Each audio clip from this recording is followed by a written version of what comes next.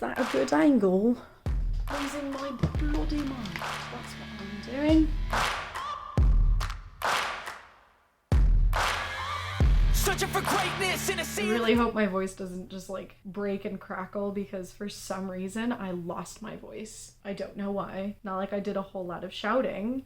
I was at a farm. We had a field trip with the kiddos, but other than that, I don't know why my voice is so crackly. What was my plan today? It's to do a video of unpopular opinions, and it's a tag. It was created by Elliot Brooks on her channel, and it's called Unpopular Opinions 2.0, and I don't know, I guess she wanted to like revamp the whole thing. I've never really done an unpopular opinions video, so this is my first, and just please treat me kindly. Anyways, I have not run out of my encyclopedia of spirits in a long time, so we're gonna do that because I feel like I have not been imparting knowledge quite as much. Oh, this is a good one. I know about this one. So this is lutin, or Latin. It's also known in Old French as Louision or Louition, whatever. The origin is French. Lutins are French house spirits described as resembling goblins or imps.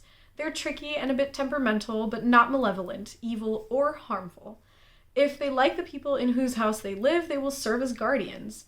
If angered, they play tricks. They'll hide your shoes, mismatch your shoes, tie the laces together, or hide pebbles in them. They'll blunt knives and scissors. They can make themselves invisible, but you may hear them giggling at your discomfiture. What the fuck is that word? Lutin refers to the male of this species. Females are known as lutines. The only difference is you add an E at the end, so that's just a French language thing. Lutins can be charmed and bribed into becoming guardians, be very nice and polite to them, and leave food offerings for them in the kitchen after dark. They'll have a bit of whatever you're having, except that they dislike salt. Salt placed strategically around the house keeps Lutin away. In exchange for kindness, affection, and regular offerings, however, the lutin will guard children, animals, house, and land. They will perform household chores at night while the family sleeps. Their manifestation, they may resemble small people or manifest as domestic animals, especially horses and white cats. Well, I only have black cats, so I don't got none of those. Lutins own hats, which provide invisibility, typically a red hat with feathers. Pretty cool, huh? All right, anyways, that was the little intro. Now let's get into the tag. So the first, how many questions are there to this? Like 10, I think? So, unpopular opinions 2.0, question number 1 is, or rather prompt number 1, I don't know. A genre great you don't get the hype for. So that basically means a book that seems to represent a genre and everyone says it's so amazing, but you don't really understand the hype. Honestly, I would say Dune, but the thing is, like, I just didn't like Dune, but I understand why it's such a, like, symbol of sci-fi. Instead, I think I'd say Circe by Madeline Miller. It's up there somewhere. I don't want to take it out. I'll just put the picture. But yeah, Circe by Madeline Miller. And I know that technically Circe is not her most popular one, but it's the only one I read.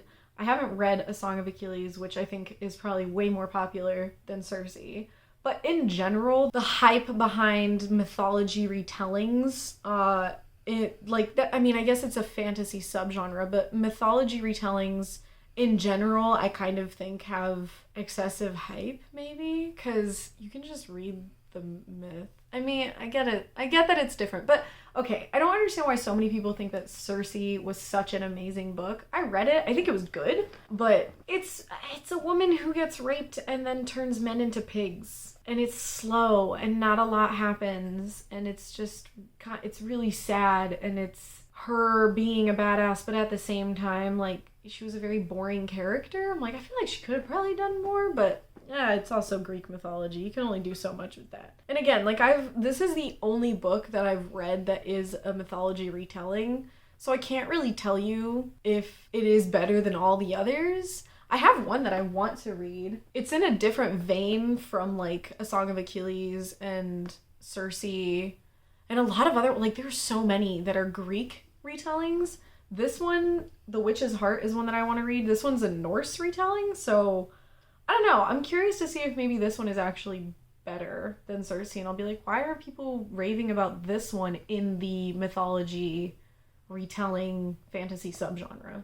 If that makes sense. Okay, the second prompt or whatever is an adaptation you wish was never made.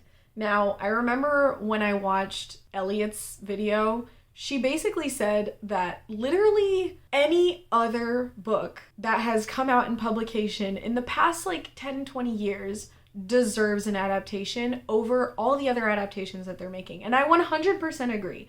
My issue is that almost every new show that's been coming out or movie that's been coming out that's an adaptation, it's recycling shit that's already been made. Like the new fucking House of the Dragon. I'm like, why can't we just stop Game of Thrones? I get that it was big and I get that it made a lot of money, but then use the same producers who did that, right? Or maybe different ones because they fucked up the last season. But have them adapt a new book. There are hundreds. Pick any of them. Do something different. Fucking Lord of the Rings or Rings of Power. Why? Pick another book. Pick another series. Pick anything other than what you've always been doing. Fucking something that really bothered me was Lightyear it's a Buzz Lightyear movie. I'm like, you couldn't have thought of something else? Like, I'm just really tired of seeing things being recycled. Give other people a chance, right? And of course there are other ones that are being made, like Wheel of Time, and I know First Kill, I think it was First Kill by V. Schwab and all that. And like, there are other things being made, but I feel like there's just so much hype that is being given to the stuff that we've already seen. And then people are mad. They're like, oh, it's not as good. I'm like, well, yeah, because it's never gonna be, because the original stuff is always gonna have a bigger place in your heart.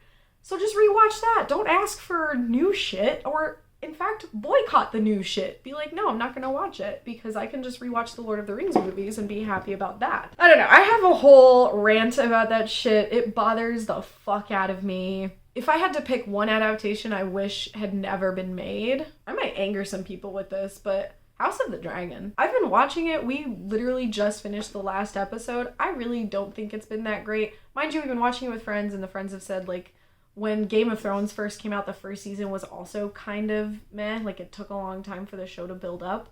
But I don't know. I'm just like, I'm mad. I'm like, why? First of all, this author hasn't finished his fucking book series and people are pissed. And yet the fans of him are still watching the show of the new book he wrote that's a prequel without finishing his other series. I just, stop giving him credit for shit. Just stop giving him attention. He doesn't deserve it. Oh, let's move on before I start, like, throwing shit.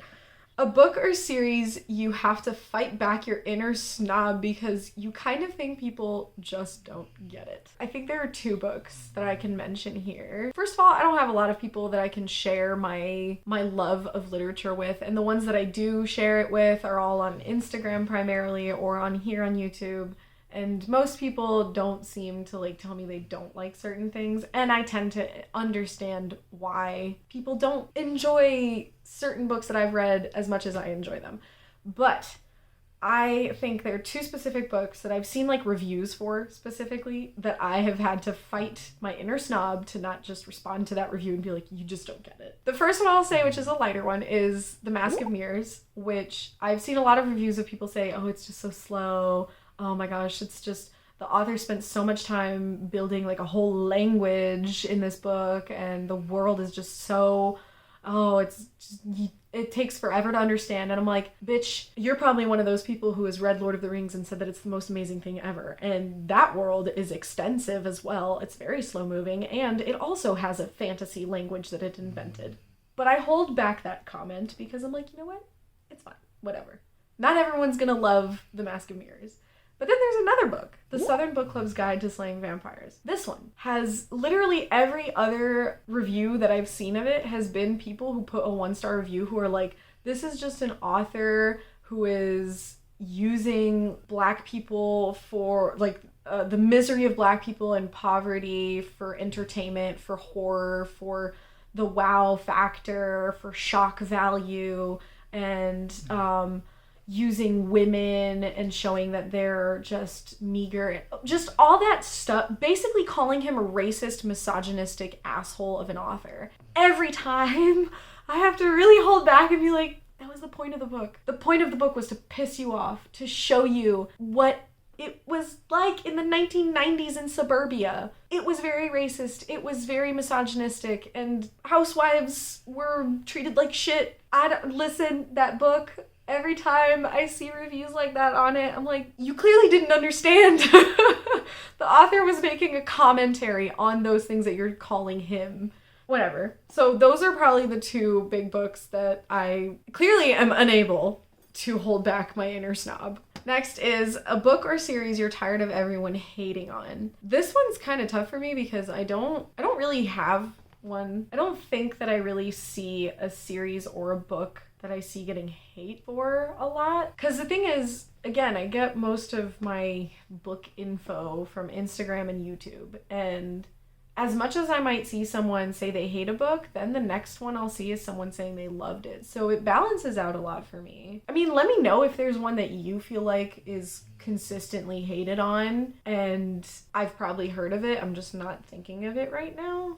The only thing I could maybe think of is A Court of Thorns and Roses. But again, I don't understand, like, it's hated on, but not really. Like, there's such a big fan base for it that I can't say that it's hated on, because most people really like it.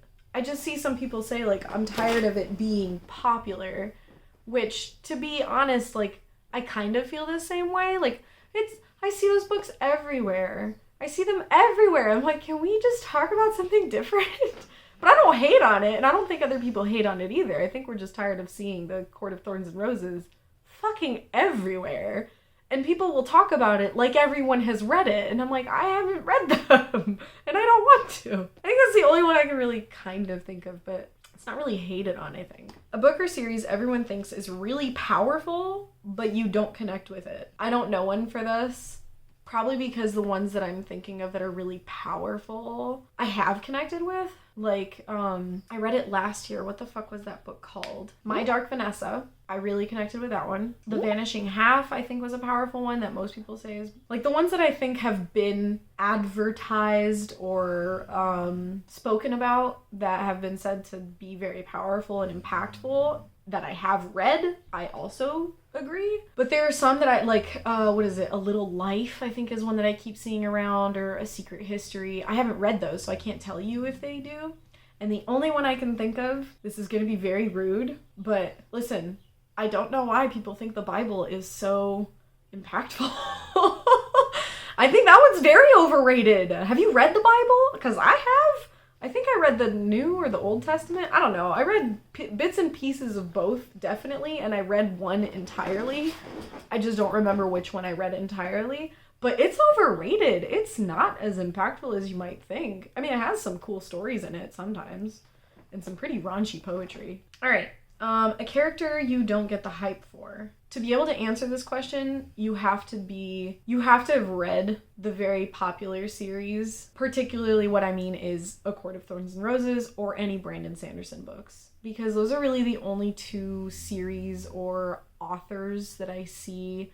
The characters are often spoken of or even used in like real skit things on Instagram or TikTok things where they'll talk about a specific character, or even on YouTube they'll share their thoughts on like specific characters. But I haven't read any of those books, so I don't have a character that I can pick that I think is underrated, or what is it? No, that is very hyped and that I don't understand. So in a way I can say none, but at the same time I can say all, because I haven't read any of those books.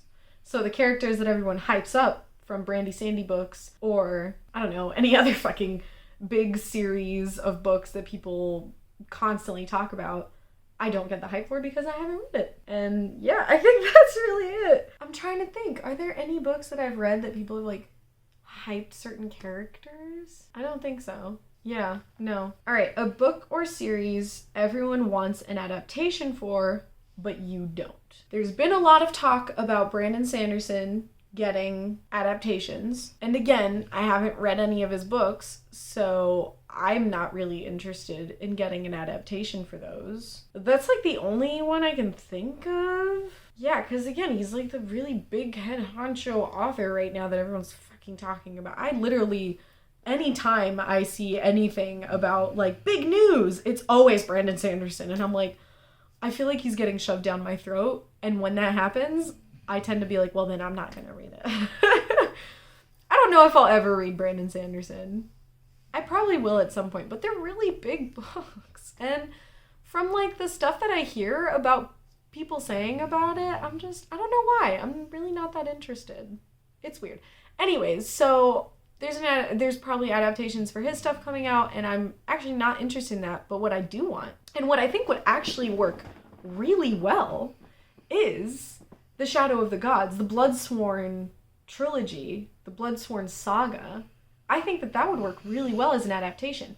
Hear me out. The reason is because it's Viking fantasy.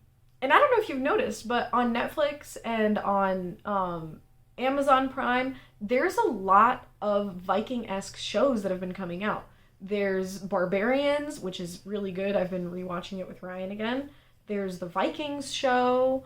There's another one that is, I think, based off of the Vikings show. The Last Kingdom. There are a lot of shows that are all about, like, Viking war times, and they do really well. And I feel like the Bloodsworn saga would do really well because the magic in it is not so intense and so big, and it wouldn't really require a lot of CGI because I don't even know how to explain it. Like, a lot of it is dead in a way, and it's more like a power that is inherited through genes, but it doesn't really change the person. It's like physically, it doesn't really change the person that much. Anyways, a little bit, but I feel like it would be very easy to make. Well, easy. Listen, nothing's easy, but it would be simpler to make than a lot of other series that are fantasy that have these really complex, what is it called again? Magic systems. I don't know. I just feel like it would, I mean, come on. Vikings, fantasy, some dragons here and there. I think it would do better than Brandy Sandy because I've heard that he has very complex magical systems, and I don't think it would work very well for people who like watching shows. Because let's face it, most of us who fucking watch YouTube, BookTube, and read books and stuff, we're a pretty small minority of people who enjoy storytelling mediums. The majority of them prefer TV shows and movies. And you can't make it that complicated for them because within the people who like stories or TV shows and movies, not a lot of them are a big fan of fantasy. So you gotta try and make it simplified. And if you do Vikings, that's something everyone understands, right? I don't know, I'm thinking from the perspective of a businesswoman at this point. All right, the last one is a book or series you think people have a bias toward and don't really love or hate as much as they claim. I don't know how to answer this because I can't say that like everyone actually doesn't really like this particular book or something. And again, like I don't really pay attention to that stuff that much. Oh, no, yes, I know. Okay, on Instagram specifically, Colleen Hoover is fucking everywhere with her books, right? And people are buying them left and right. And I get that she has monopolized the market, apparently, and has sold more copies than the fucking Bible, apparently. But I feel like her books are more like clout than they are actual people actually enjoying them. I don't know why. Every time I see one of her books, I'm like, someone's putting it on there just because if you put a Colleen Hoover book on your Instagram account or a reel or TikTok or even on YouTube, you're going to get more attention. So I feel like people are not necessarily hating or loving them as much, but rather like, how would I say this? Like it goes for both. I think that people who say they love the book, they say they love it because they just want well, no, again, that's mean. I don't want to say that they didn't love it. I'm just saying they probably don't love it as much as they're making it seem that they do. And people who hate the book, I think probably actually liked it a little bit, but not enough to say that they loved it, so they just say they really hated it. I just feel like Colleen Hoover is that author that people mention and it gets them more attention, which I'm doing right now. But I haven't read anything by her, so I have no opinion on her books. I just have an opinion on the fact that her books are fucking everywhere. Alright, anyways, that is the end of the tag. It was actually hard to find some answers for this. I do feel like maybe you need to be a little more informed on like the stuff that happens in the book community or whatever to actually answer these, because there were a few I'm like, I'm pulling at straws here to actually be able to answer this shit. But I do hope that you did enjoy the answers, and if you want to, you know, answer some of these yourself, like what are some of the books that you think get overhyped? Especially the one I'm really curious about is the genre one. Like, just tell me one that you think symbolizes a genre, because I feel like I really don't know many. I feel like Brandon Sanderson is the one that symbolizes fantasy. Maybe he's a little overhyped, but I haven't read anything by him, so I can't say. Anyways, if you're interested in answering these yourself, please feel free to leave it in the comments. Thank you again for watching. Love you so much. See you next time. Bye.